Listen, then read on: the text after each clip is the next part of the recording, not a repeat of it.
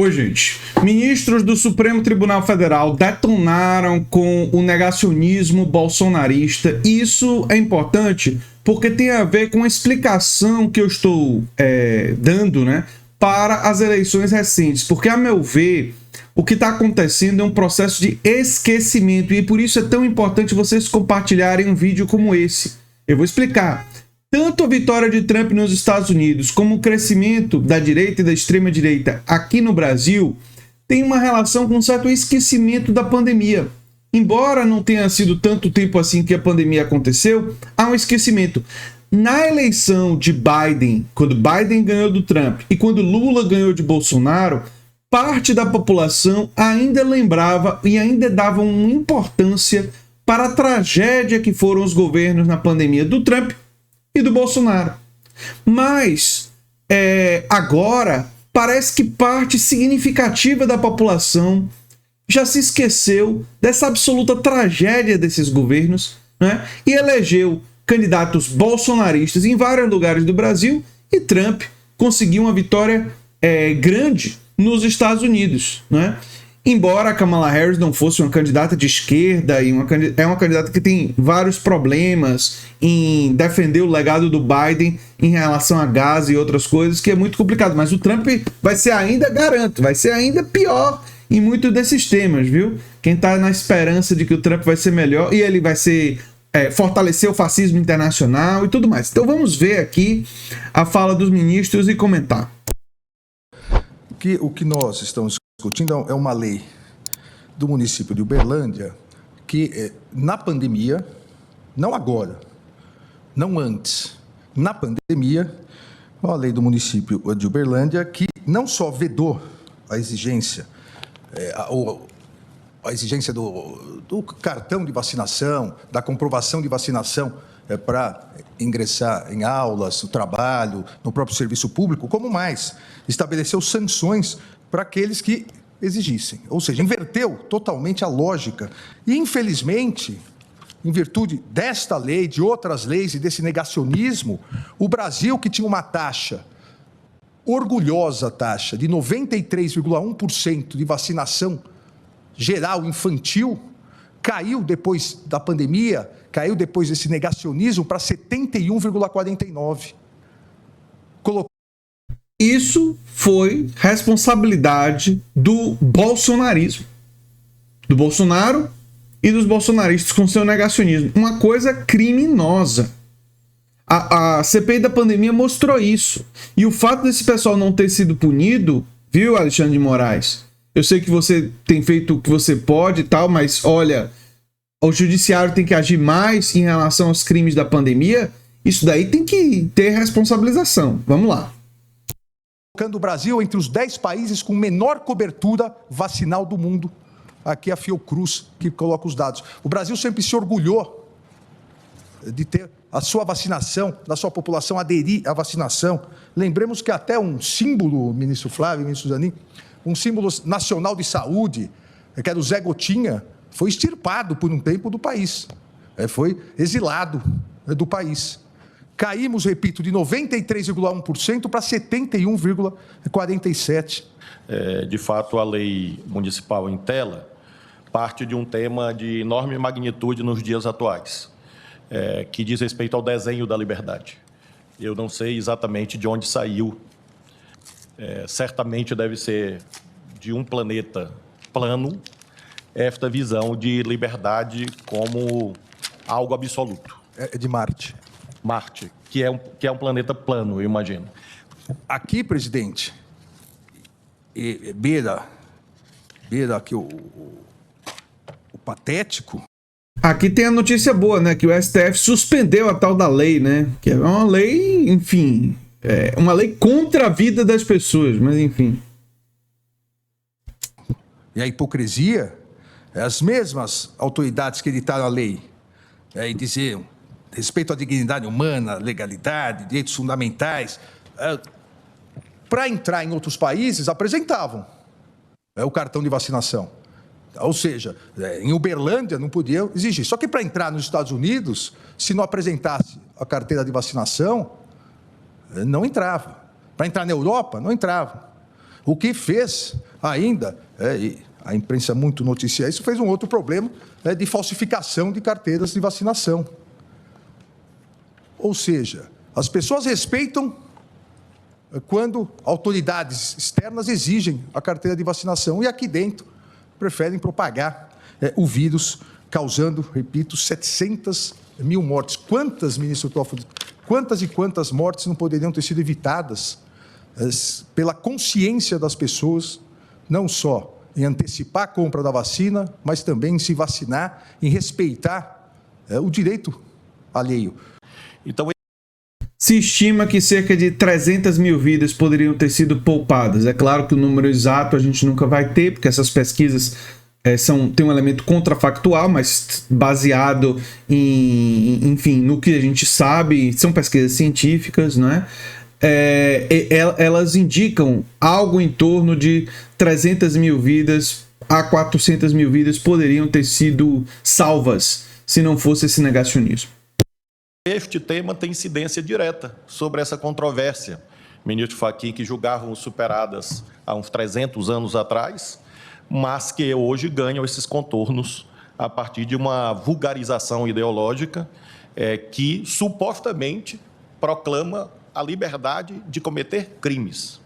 E realmente isto é algo muito ameaçador. Ao lado das mudanças climáticas, eu diria que essa ideia, volto a dizer, que sequer liberal acerca dos contornos dos direitos de liberdade, levam a este caso. A pessoa defende o direito fundamental a transmitir doença.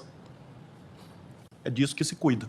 Nós não estamos falando, como foi dito à época por alguns, de uma gripezinha. Nós estamos falando de uma pandemia mundial que mais de 700 mil brasileiros morreram. O Brasil foi o segundo país do mundo em números absolutos, não por 100 mil habitantes, não em percentuais, mas em números absolutos, o segundo país do mundo com maior número de mortes. Não por acaso, o primeiro, à época, foram os Estados Unidos, porque lá, como aqui, de início houve um negacionismo governamental no combate à Covid. E foi isso que fez com que Trump e Bolsonaro fossem inicialmente derrotados. É importante entender que o Joe Biden ele não trouxe uma mensagem inspiradora de transformação e tal. E se não fosse a Covid, provavelmente Trump teria vencido o Joe Biden.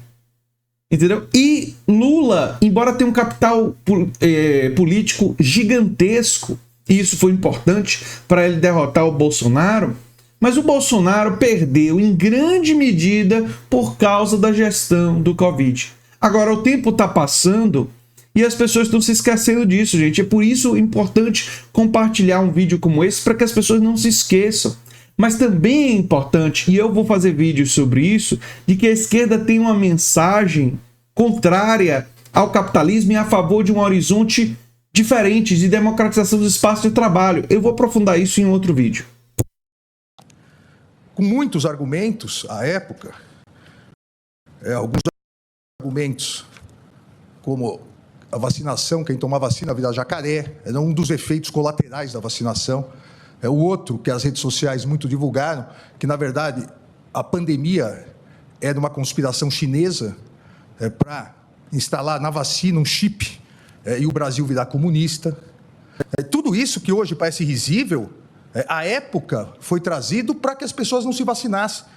E o Brasil foi demorando para importar vacina. E aqui é importante, porque, infelizmente, o ser humano tem memória curta, parabenizar o Instituto Butantan.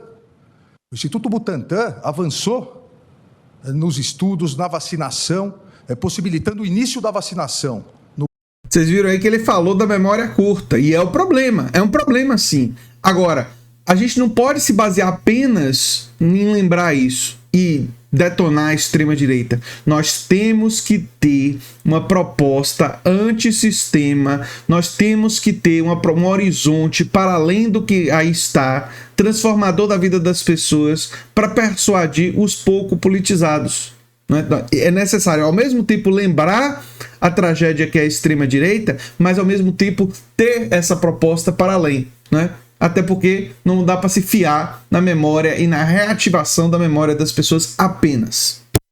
O Brasil, pelo estado de São Paulo, e a partir disso com a repartição para os demais e forçando, assim como aqui no Supremo Tribunal Federal, por uma decisão liminar depois referendada pelo plenário do nosso sempre ministro Ricardo Lewandowski, tendo que obrigar o governo a estabelecer um cronograma de vacinação. Então, é importante lembrarmos isso, porque o que estamos falando é que um determinado município, num determinado momento de pandemia, resolve que não se pode exigir comprovação de vacina. E o ministro Flávio colocou bem, e Vossa Excelência também, não se fala aqui da obrigatoriedade no sentido de se pegar a pessoa, vacinar, não. É compulsoriedade. A pessoa não quer se vacinar, ela quer se prejudicar, mas ela não pode prejudicar os demais, ela não pode contaminar os demais na escola, na faculdade, na repartição pública. No restaurante, enfim, exigir a vacinação para entrar em determinados espaços é uma medida de segurança sanitária. E essa exigência é um mecanismo que se tem de pressionar as pessoas a se vacinar. Mas ninguém está obrigando a pessoa a se vacinar, como ele disse, pegando e dizendo que a pessoa vai, fisicamente vai dizer não, mas você pressiona, você cria mecanismos. E é exatamente isso que os países desenvolvidos fizeram. A maioria esmagadora deles fizeram isso. Disseram, olha, você não quer se vacinar, tudo bem, mas aqui você não entra. Aqui você não entra, porque para você circular no nosso ambiente, você tem que estar vacinado. Na empresa, nós não estamos falando aqui de liberdade, a liberdade de ir e vir. Então eu posso contaminar as demais pessoas. Os mesmos negacionistas que defendiam isso não admitem que uma criança com sarampo ingresse na sala onde o seu filho está tendo aula. Então é essa a questão e é esse o momento em que foi editada a lei.